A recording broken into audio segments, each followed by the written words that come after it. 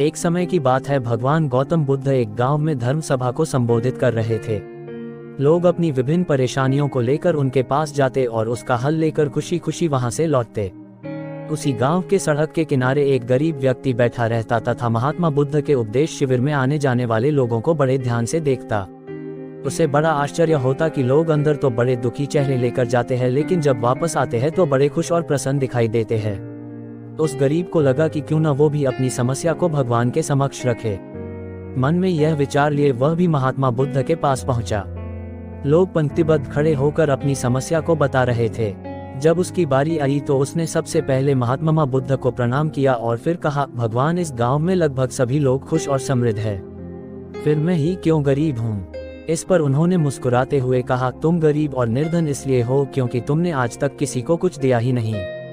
इस पर वह गरीब व्यक्ति बड़ा आश्चर्यचकित हुआ और बोला, भगवान, मेरे पास भला दूसरों को देने के लिए क्या होगा। मेरा तो स्वयं का गुजारा बहुत मुश्किल से हो पाता है। लोगों से भीख मांगकर अपना पेट भरता हूँ। भगवान बुद्ध कुछ देर शांत रहे, फिर बोले, तुम बड़े अज्ञानी हो। औरों के साथ बांटने के लिए ईश्वर ने तुम्हें बहुत कुछ दिया है। मुस्कुराहट दी है जिससे तुम लोगों में आशा का संचार कर सकते हो। मुख दिया है ताकि लोगों से दो मीठे शब्द बोल सकते हैं, उनकी प्रशंसा कर सकते हो। दो हाथ दिए हैं, लोगों की मदद कर सकते हो। ईश्वर ने जिसको ये तीन चीजें दी है वह कभी गरीब और निर्धन हो ही नहीं सकता। निर्धनता का विचार आदमी के मन में होता है, यह तो एक भ्रम है, इसे निकाल दो। कभी भी मन में निर्धनता का भाव उत्पन्न न होने दो, गरीबी अपने आप दूर हो जाएगी। भगवान बुद्ध का संदेश सुनकर उस आदमी का चेहरा चमक उठा और उसने इस उपदेश को अपने जीवन में उतारा, जिससे वह फिर कभी दुखी नहीं हुआ।